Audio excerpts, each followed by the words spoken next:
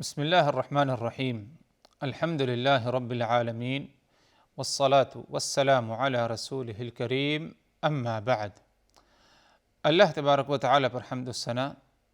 اور اس کے نبی کریم صلی اللہ علیہ وسلم پر بے شمار بے حد بے عدد درود و سلام کے بعد،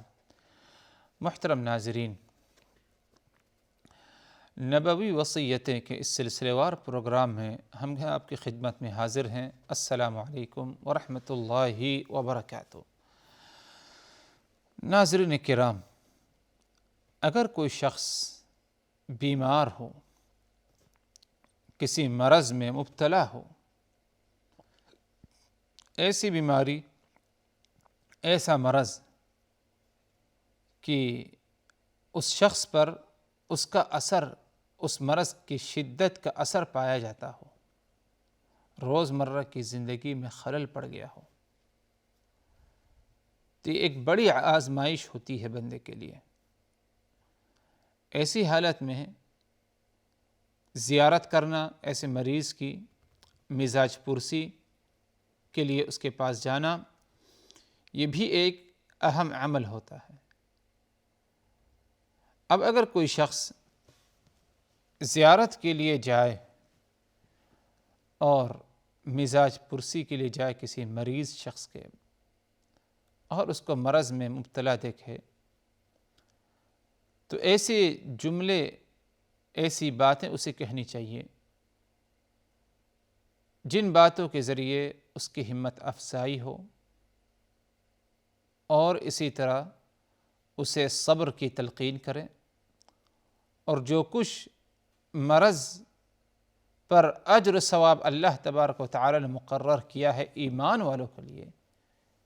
ان کی کیا ہے خوشخبری ہمیں کیا ہے دینی چاہیے۔ اسی لیے رسول اللہ صلی اللہ علیہ وسلم کے بارے میں آتا ہے کہ آپ اپنے ساتھیوں کی زیارت کیا کرتے تھے، خاص طور پر اگر بیمار ہو جائیں تو آپ عیادت بھی کرتے، مزاج پرسی کے لیے جاتے۔ ادھر جانے کے بعد آپ صلی اللہ علیہ وسلم دعا کرتے، امید دلاتے، اور اسی طرح آپ صلی اللہ علیہ وسلم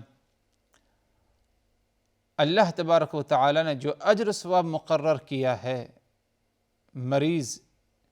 کے مرض میں، اس کے لیے ان اجر و ثواب کو کیا ہے بیان کیا کرتے، اس کے ذریعے تسلی دیتے آپ صلی اللہ علیہ وسلم۔ کہنے کا مقصد یہ ہے حضرات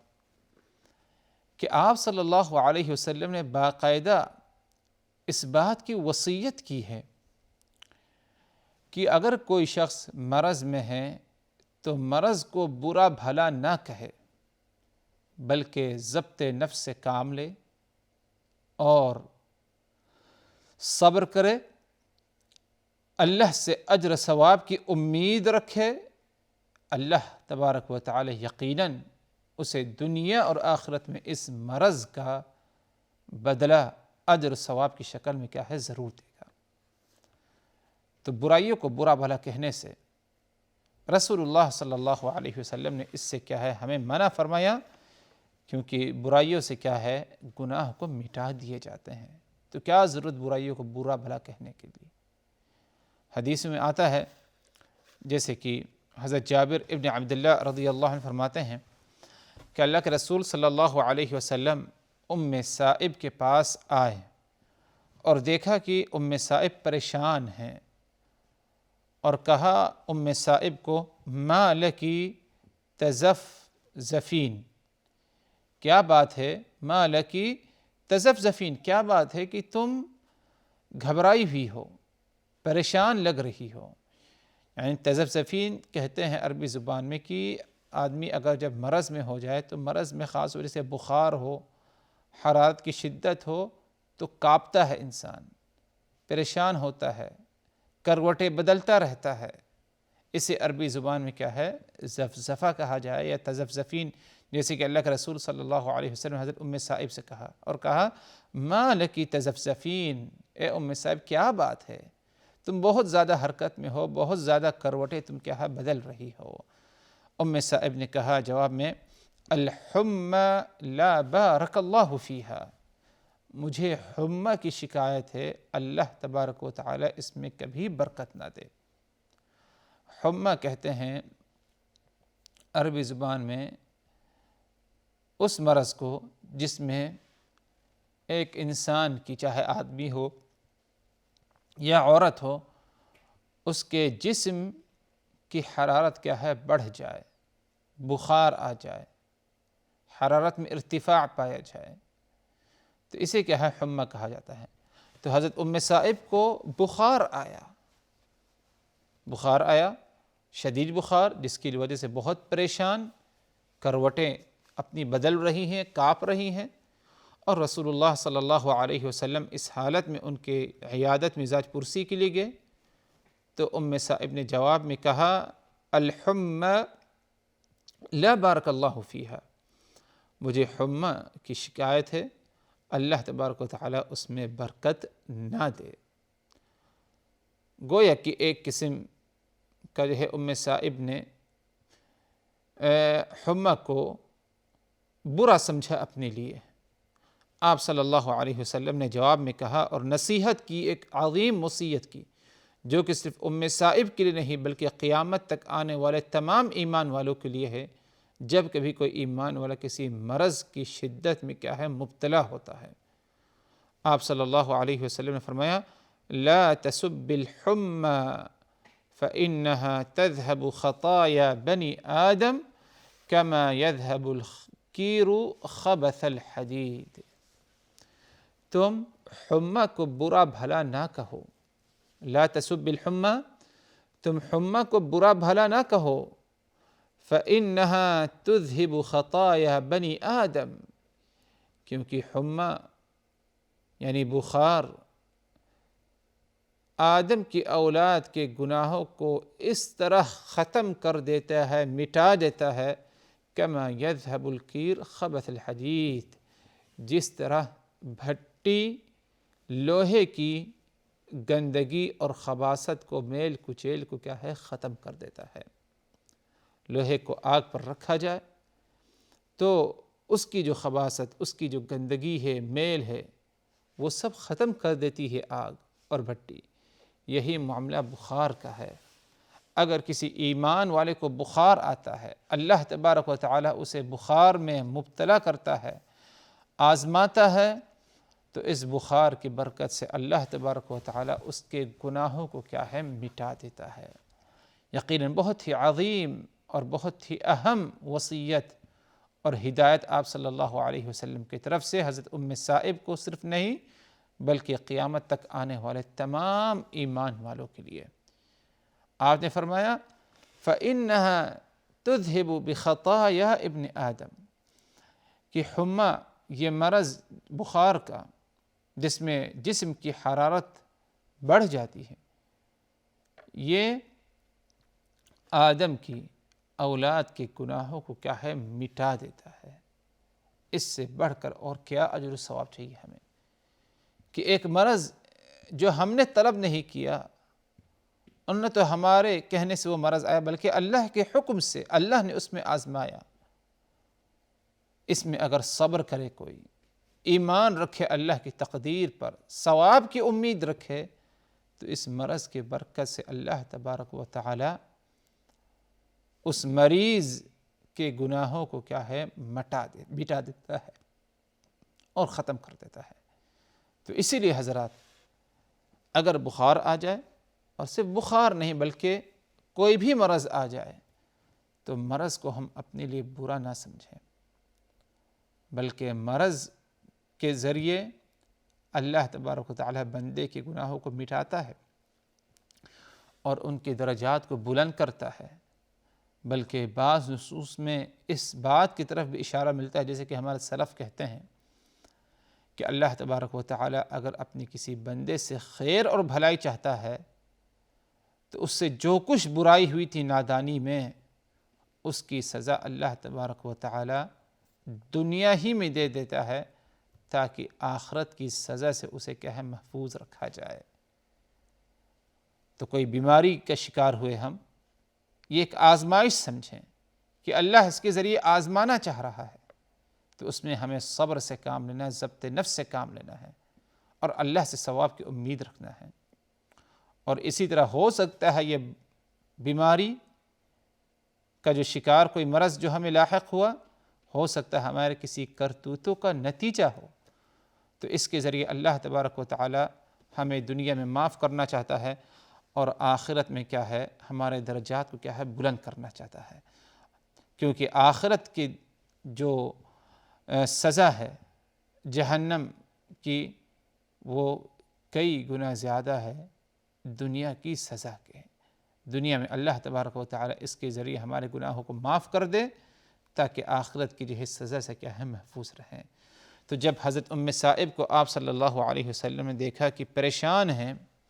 اپنی مرض کو، اپنی بیماری کو لے کر کے،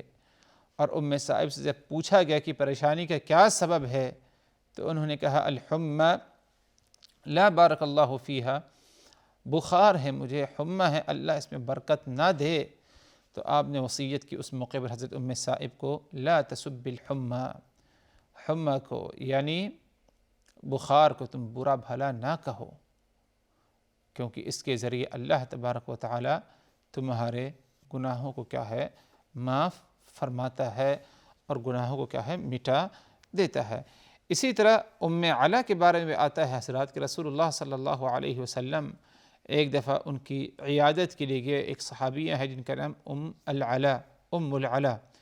ان کی عیادت کے لیے گئے اور وہ مرض میں تھی، تو آپ صلی اللہ علیہ وسلم نے اس موقع پر کہا علا کو، ابشری یا العلا فإن مرض المسلم يذهب الله به خطاياه كما تذهب النار خبث الفضة۔ اے علا، تمہیں خوشخبری ہو، کیونکہ مسلمان کا جو مرض ہوتا ہے، مسلمان کو جو مرض لاحق ہوتا ہے، اس کے ذریعے اللہ تبارک و تعالی مسلمان کے گناہوں کو مٹاتا ہے، کما تذهب النار خبث الفضة، جیسے کہ آگ چاندی کا کھوٹ نکال دیتی ہے اور جو ہے میل کچیل کو جو ہے، گندگی کو جو ہے دور کر دیتی ہے۔ یہ دنیا حضرات آزمائش والے مقام ہے۔ اس دنیا میں اللہ تبارک و تعالی پر جو ایمان لانے والے ہیں، اللہ انہیں ایسے ہی نہیں چھوڑ دے گا، ایسے ہی نہیں ترک کرے گا دنیا میں، بلکہ انہیں اللہ تبارک و تعالی ضرور آزمائے گا۔ وَلَقَدْ فَتَنَّا الَّذِينَ مِن قَبْلِهِمْ، اللہ تبارک و تعالی سورہ العنکبوت میں فرمایا احسب الناس ان يتركوا ان يقولوا آمنا وهم لا يفتنون وَلَقَدْ فَتَنَّا الَّذِينَ مِن قَبْلِهِمْ، یہ جنہوں نے ایمان لایا، یہ اس گمان میں مبتلا ہو چکے ہیں کیا کہ اللہ ان کو ایسے ہی چھوڑ دے گا ایمان کے بعد اور ان کو آزمائے گا نہیں؟ یاد رکھیں وَلَقَدْ فَتَنَّا الَّذِينَ مِن قَبْلِهِمْ، ان سے پہلے جو اقوام آئی تھی جنہوں نے انبیاء پر ایمان لایا تھا، اپنے نبی پر ایمان لایا تھا، ان کی رسالت، ان کی نبوت کی تصدیق کی تھی، ہم نے ان کو بھی کیا ہے، آزمایا تھا۔ اور آزمائش کے کئی طریقے ہیں، جن میں سے کیا ہے، مرض بھی آزمائش کا ایک ذریعہ ہے۔ اس مرض کے ذریعے ایسا مرض لاحق ہو جائے جس سے آپ کی زندگی متاثر ہے، اس کے ذریعے اللہ تبارک و تعالی آپ کو آزماتا ہے۔ مرض میں مبتلا ہونے کے بعد اللہ تبارک و تعالی سے ثواب کی امید رکھی جائے اور اللہ تبارک و تعالی سے اجر طلب کیا جائے، صبر کی توفیق طلب کی جائے، بے صبری کا مظاہرہ نہ ہو اور مرض کو برا بھلا نہ کہا جائے، مرض کو برا بھلا یا کسی مرض کو برا نہ قرار دیا جائے۔ اس سے رسول اللہ صلی اللہ علیہ وسلم نے حضرت سائب کو کیا ہے، منع فرمایا تھا۔ بلکہ یہاں تک معاملہ ہے حضرات کی مرض تو اپنی جگہ اس پر اجر ثواب ہے، لیکن اگر کسی کو چلتے پھرتے، کسی ایمان والے کو چلتے پھرتے کہیں پر کچھ کانٹا چبھ جاتا ہے، اس پر بھی اسے اللہ تبارک و تعالی اجر دیتا ہے۔ کانٹا چبھنے کے بعد انسان کو تکلیف پہنچتی ہے، تو اس پر بھی کیا ہے، اسے اجر ثواب ملتا ہے۔ جیسے کہ رسول اللہ صلی اللہ علیہ وسلم کا فرمان، ما من مصیبت تصیب المسلم الا کفر اللہ بها عنہ حتی الشوک یشاکها، جب کبھی کسی ایمان والے کو کوئی مصیبت پہنچتی ہے، کوئی پریشانی پہنچتی ہے، الا کفر اللہ بہا عنہ، تو اس مصیبت کے بدلے اللہ تبارک و تعالی اس کے ایک گناہ کو کیا ہے معاف فرماتا ہے، حتی الشوکہ یشاکوہا، یہاں تک کہ اگر اسے کہیں پر کوئی کانٹا چبھ جاتا ہے تو اس کانٹے کے چبھنے پر بھی اللہ تبارک و تعالی اس کے گناہوں کو کیا ہے معاف فرماتا ہے۔ تو یہ ہم ایک ضابط حیات سمجھ لیں اور قانون الہی اس کو سمجھ لیں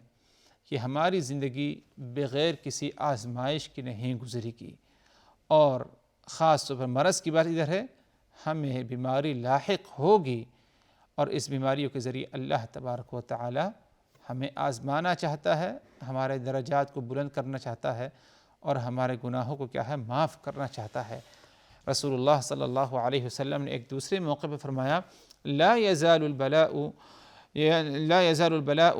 بالمؤمن والمؤمنة في نفسه وولده وماله حتى يلقى الله وما عليه خطيئة۔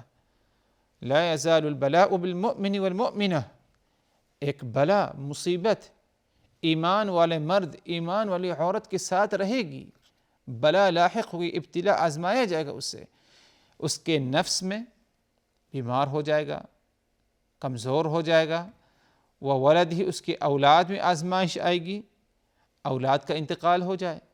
یا اولاد نافرمانی کرنے لگے، ومال ہی اس کے مال کے ذریعے بھی اسے آزمایا جائے گا، مال میں نقصان ہو جائے، مال خسارے میں ہو جائے، اور اسی طرح آپ نے فرمایا حتی یلقى اللہ وما علیہ خطیئہ، یہاں تک کہ اسے اللہ تبارک و تعالیٰ کے سامنے جب پیش کیا جائے گا روز قیامت تو اس پر کوئی ایک گناہ باقی نہیں رہے گا۔ تو اسی لیے رسول اللہ صلی اللہ علیہ وسلم نے یہی تعلیم دی کہ جب بھی آزمائش آئے تو اس پر کیا ہے صبر کیا جائے، اور آزمائش کے بعد آزمائش کو برا بھلا نہ کیا جائے، بلکہ آزمائش کو کیا ہے اپنے لیے ایک نہی سے خیر سمجھے کہ اس کے ذریعے اللہ جو ہے ہمارے درجے کو کیا ہے بلند فرماتا ہے، اور اسی طرح اس کے ذریعے اللہ تبارک و تعالی ہمارے گناہ کو معاف فرماتا ہے۔ لیکن اس کا مطلب حضرات یہ نہیں کہ ہم اللہ سے مرض کے لیے دعا کریں، بلکہ دعا ہماری یہی ہونی چاہیے کہ اللہ ہمیں ہمیشہ عفو و عافیت میں رکھے، جیسے کہ رسول اللہ صلی اللہ علیہ وسلم کا فرمان سلوا اللہ العفو والعافیہ، کہ ہمیشہ تم اللہ سے عفو و عافیت کا طلب کرو، صحت و عافیت کے ساتھ اللہ رکھے، لیکن اس کے باوجود